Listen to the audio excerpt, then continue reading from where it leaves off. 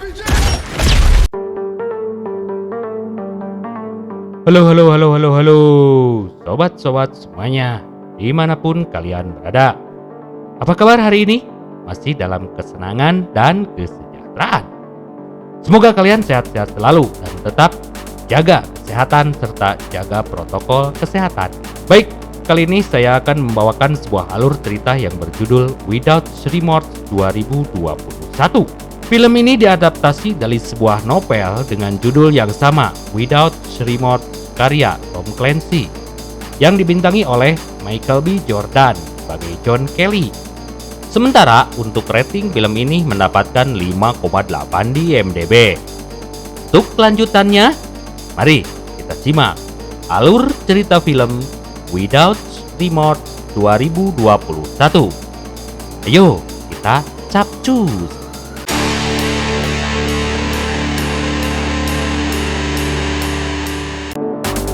Pada awal cerita, dikisahkan sekelompok anggota Navy SEAL ditugaskan untuk membebaskan anggota CIA yang disandra pemerintah Suriah. Lokasi tersebut berada di Aleppo, Suriah. Mereka mendatangi gedung tempat sandera itu berada. Para penyandera ditembak tanpa perlawanan berarti. Akhirnya mereka pun menemukan sanderanya. Tapi ketika salah satu tentara yang bernama John Kelly memeriksa identitas penyandera, dia menemukan bukti kalau mereka bukanlah orang Suriah, melainkan mantan anggota militer Rusia. Tapi Reuters mengelaknya. Dia berdalih tidak melihat orang Rusia. Tiba-tiba, ada yang menembakkan RPG. Mereka pun lantas terlempar. Aksi tembak-menembak pun terjadi lagi. Kali ini, mereka menemukan senjata dan mobil Rusia. Ternyata, Reuters membohongi mereka. Karena yang mereka datangi bukanlah rumah aman, melainkan gudang senjata Rusia. Akhirnya mereka bisa keluar dengan bantuan helikopter. Dan John terlihat sangat marah karena seharusnya dia diberitahu soal ini sebelumnya. Karena salah satu anggota tim mereka tewas. Dan kemudian atas perintah Reuters, gedung senjata itu dihancurkan. Sinilah awal dari konflik itu.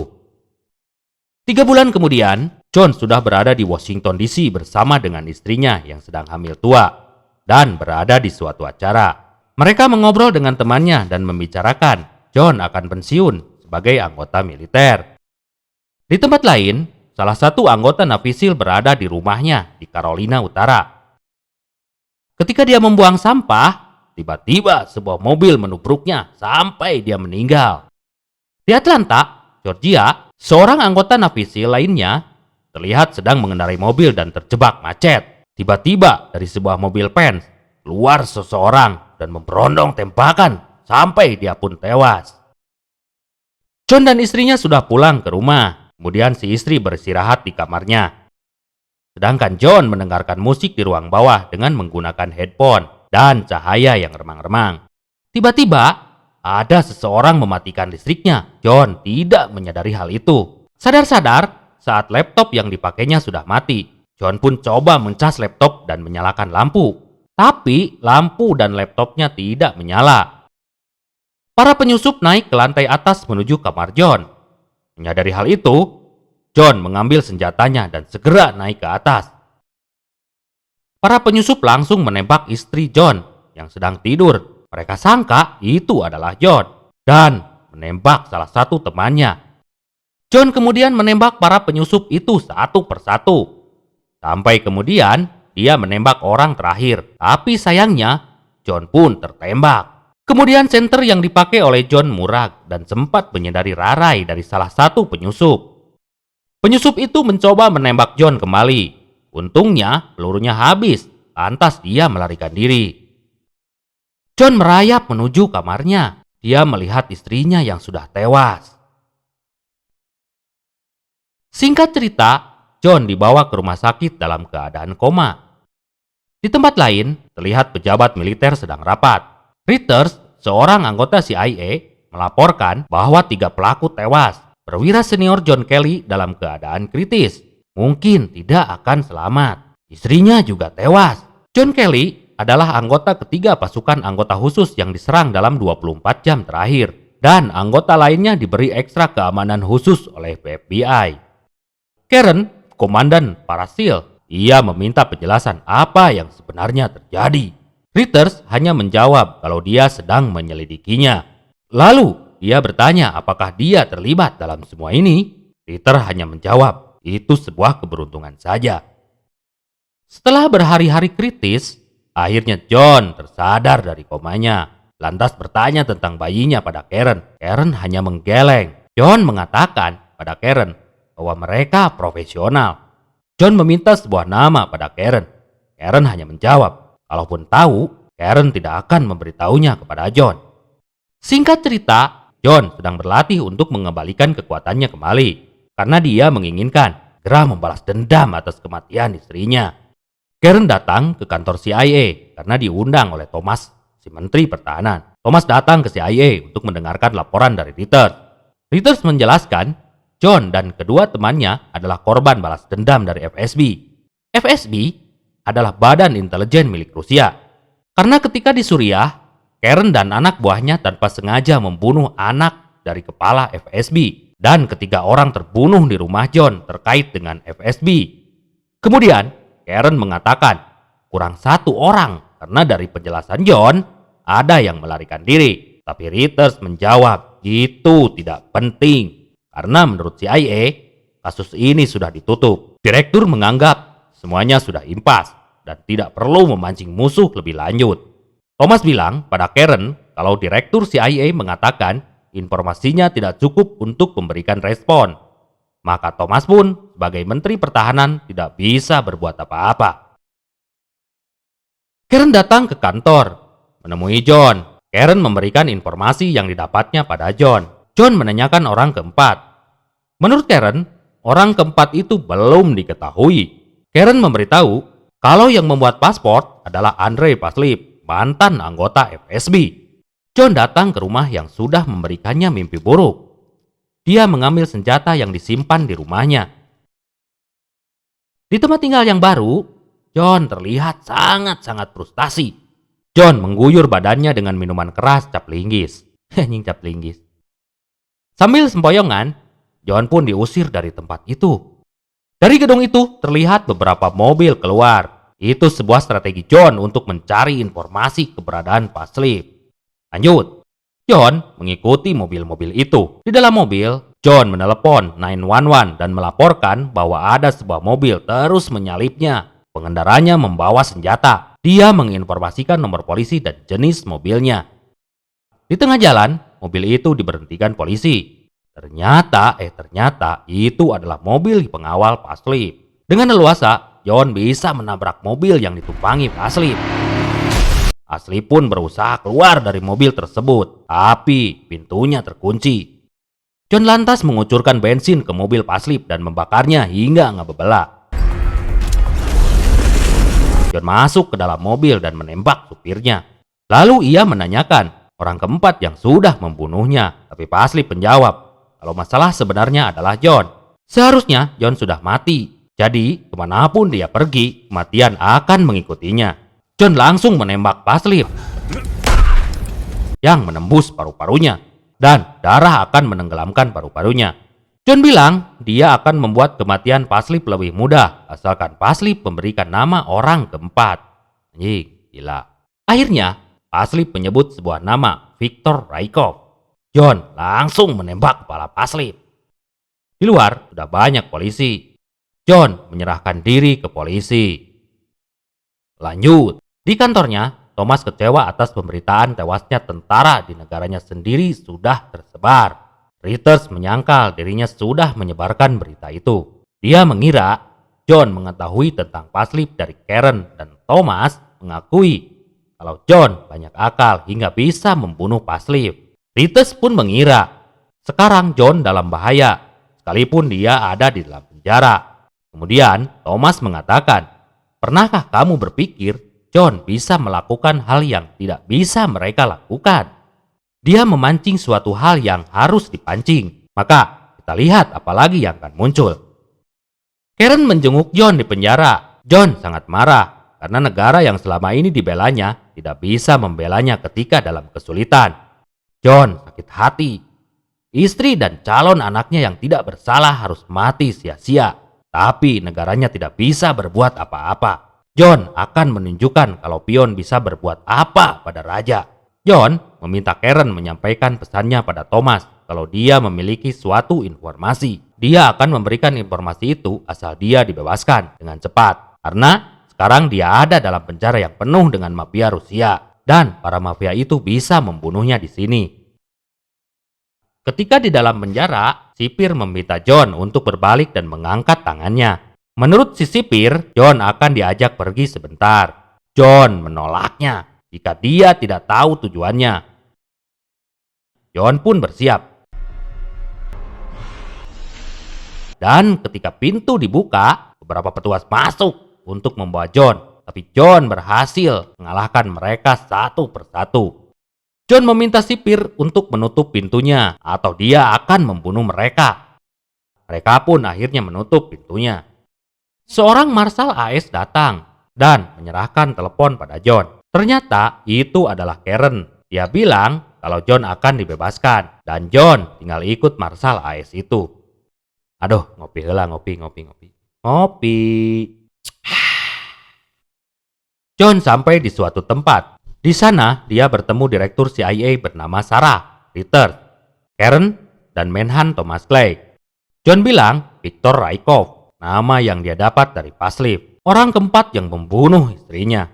Tapi Sarah menyangkal kalau Rykov sudah mati.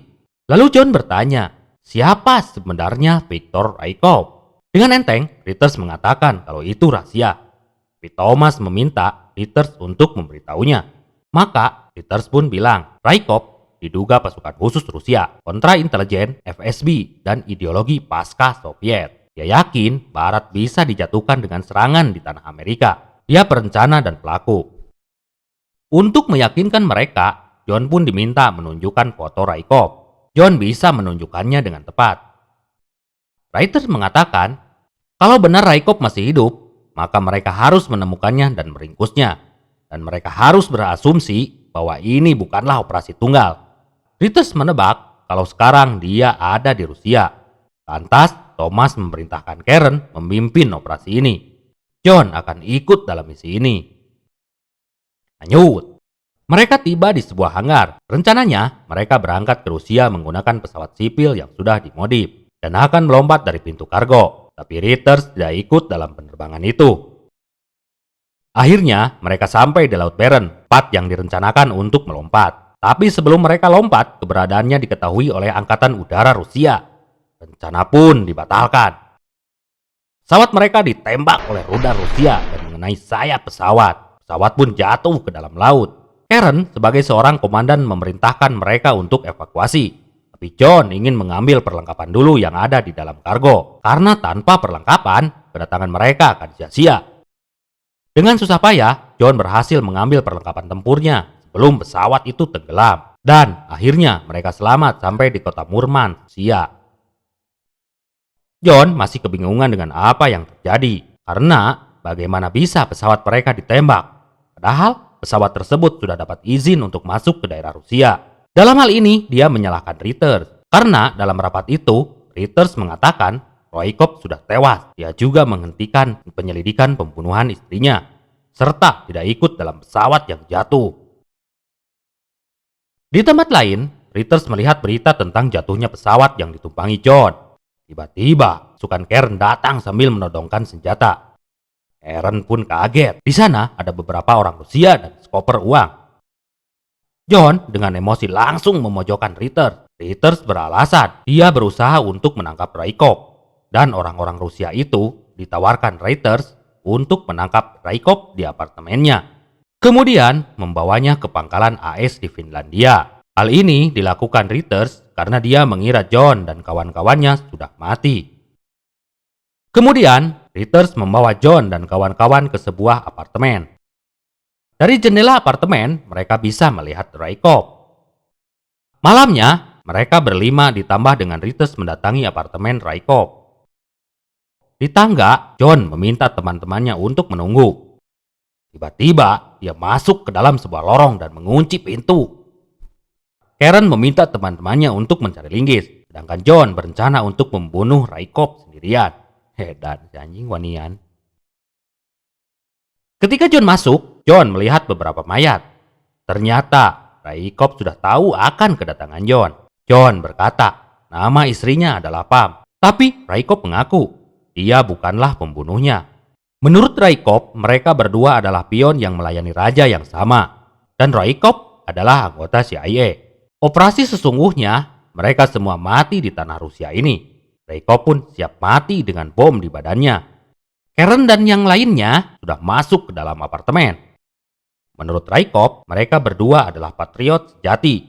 Hidup mereka ditawarkan dengan sukarela untuk tujuan tertinggi. Dan masih menurut Raikkof, tujuan kita, Amerika, Washington, dan yang diperlukan kematian mereka berdua. John pun kebingungan dengan maksud Raikkof. Tong berosi John aing ngelieur. Perlahan-lahan, John pun mundur. Dan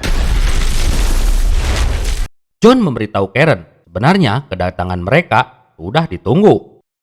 Dan ketika akan keluar, mereka ditembaki penembak jitu. Satu anggota tertembak. John mencoba menembak penembak jitu itu untuk menolong temannya yang tertembak. Rupanya, snipernya tidak hanya satu. Mereka mencoba menembak para sniper itu dan menyelamatkan temannya yang tertembak. Di luar, sudah banyak polisi. Lantas, polisi itu ditembak oleh para sniper. Menurut John, itu akan terlihat seperti mereka pelakunya. Kemudian, orang Rusia yang mati di rumahnya sengaja dilakukan agar terlihat tentara Rusia mati di tanah Amerika. Dan jika mereka mati di sini, mereka akan temukan tentara Amerika mati di Rusia. Operasi di Suriah, rumah John, dan operasi ini semua adalah jebakan sejak awal. Menurut Reuters, mereka mau memulai perang. Raikkof pernah bilang, sekarang tinggal mereka mati di sini. Lantas Karen pun menjawab, itu semua tidak boleh terjadi. Sekarang mereka harus keluar dari sini. Yang pertama harus mereka lakukan, melumpuhkan sniper di lorong. Mereka terus mencoba menembak sniper itu. Sementara John meledakkan tembok untuk membuat jalan keluar. Karen berhasil menemukan si sniper, sedangkan John yang melindunginya. Tapi ketika Karen akan menembak, senjatanya macet. Akhirnya berkelahilah ia dengan sniper itu. Dan dengan keahliannya, Karen berhasil mengalahkan sniper sebelum John datang. Akhirnya mereka bisa turun ke lobi dan temannya yang tertembak meninggal di lobi. John berencana ke atap dan membuat jalan untuk mereka. Awalnya, Karen sangat keberatan. Tapi tidak ada jalan lain, mereka semua harus keluar dari sana dan jangan meninggalkan jejak. Kalaupun dia mati di sini, tidak akan menyebabkan perang. Dia bukan lagi seorang tentara, tapi seorang penjahat, ungkap John. Lantas John naik ke atap dan melemparkan granat lalu menembaki polisi di bawah, serta mendapatkan balasan oleh polisi. Karen dan kawan-kawannya berhasil pergi dari tempat itu dengan menggunakan sebuah mobil pen. Para polisi pun naik ke atap dan berusaha menembak John. John kabur dari atap dengan menjatuhkan diri dan masuk lagi ke dalam apartemen. Tapi sayang, tas terlempar terlalu jauh. Dia berhasil mengatasi seorang tentara di tangga. Dia melemparkan bom asap di tangga dan lorong apartemen. Kemudian John turun dan terus menembaki para tentara. Sampai di lobi, John melemparkan tasnya yang berisi bom. John berhasil keluar dengan selamat dengan memakai baju salah satu tentara Rusia. Dia membawa mobil ambulan sampai ke tempat persembunyiannya. Lanjut, mereka keluar dari Rusia menggunakan kapal boot. Di kapal, John berbicara pada Karen dan Reuters. Dia kira Raikkof rajanya, ternyata salah. Raikkof sama dirinya hanyalah pion yang lain. Dan pion tidak akan pernah bisa membunuh raja. Dia akan kembali ke penjara. Tapi Reuters punya rencana lain. Dia bilang ada satu ransel tas berisi uang di bawah dek untuk John. Tapi John akan dinyatakan tewas di Murmansk. Dan John sebagai hantu mungkin bisa mencari dalang dari semua ini. John mengaku kalau dia sudah salah menilai Reuters. Singkat cerita, terlihat Menhan Thomas sedang makan sambil melihat tayangan berita tentang aksi mereka di Murmansk, Rusia. Dan hal ini menyebabkan ketegangan antar kedua negara. Dan ketika Thomas ada di toilet, tiba-tiba John menghampirinya. Thomas pun kaget, karena yang dia tahu John sudah tewas. John bermaksud memberitahu pada Thomas tentang misi mereka di Murmansk. yang seharusnya mereka tewas di sana. John kemudian mencekik Thomas sampai pingsan. Lantas John membawa Thomas ke mobil. Dia memaksa Thomas untuk mengatakan alasannya. Karena Thomas tidak mau bicara, John mengancam akan membunuh keluarga Thomas. Akhirnya Thomas mengatakan dia tidak pernah bertemu dengan Rykov.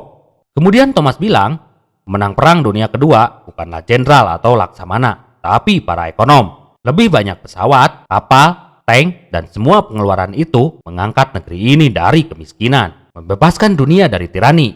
Negara besar butuh musuh besar, dan musuh terbaik Amerika adalah Uni Soviet. Rasa takut akan mereka menyatukan rakyat. Masalahnya sekarang, separuh negara ini menganggap separuhnya lagi adalah musuh. Karena tidak ada lagi yang bisa dilawan, jadi kita beri mereka musuh yang nyata, musuh yang mengancam hidup dan kebebasan mereka. Dan itu berhasil. John bilang kalau Thomas tidak berhak untuk mencabut nyawa mereka. Tapi Thomas bilang dia berhak dan dia sudah bersumpah. Dan kemudian John menyebut nama istrinya adalah Pam. Thomas akan menyebut namanya sebelum dia meninggal. Tiba-tiba John membelokkan mobilnya hingga terperosok ke sungai. Thomas panik dan meminta John untuk mengeluarkannya. Tapi John tidak peduli dan terus meminta Thomas untuk menyebut nama Pam istrinya. Mobil pun terus tenggelam masuk ke dalam sungai. Dan saat sebelum tenggelam, Thomas mengatakan Pam. Dan Thomas pun mati. John Kelly dimakamkan secara militer di samping makam istrinya. Ketika Karen sampai di mobil, dia mendengar berita. Menhan Thomas tewas di dalam sungai Potomac dan diduga akibat bunuh diri. Dia pun diduga terlibat pengkhianatan. Saat itu, John pun ada di jok belakang. Ya, John ternyata masih hidup. Ketika di dasar sungai, dia diselamatkan oleh Karen. Pembicaraannya dengan Thomas sudah direkam sebagai barang bukti. Rekaman itu diberikan Reuters pada atasannya. Karen mengantar John ke bandara. Kemudian, Karen memberikan identitas baru pada John yang dibuat oleh Reuters dengan nama barunya John Wick. John Clark. Dan cerita pun berakhir. Saya tertarik dengan kata-kata dari si Menteri Pertahanan yang menyebutkan, menang perang dunia kedua bukanlah jenderal atau laksamana, tapi para ekonom. Dari hal tersebut, pantaslah kalau negara superpower yang notabene selalu ikut campur dalam hal perang. Seperti akhir-akhir ini, perang antara Israel dan Palestina. Yang diuntungkan dari perang ini adalah negara-negara besar yang banyak memproduksi senjata. Tapi demikian, mari kita doakan. Semoga pertikaian antar kedua negara segera berakhir. Karena perang tidak ada untungnya bagi kedua belah pihak. Demikian alur cerita ini. Wassalam. Salam. Tetap waras Indonesia.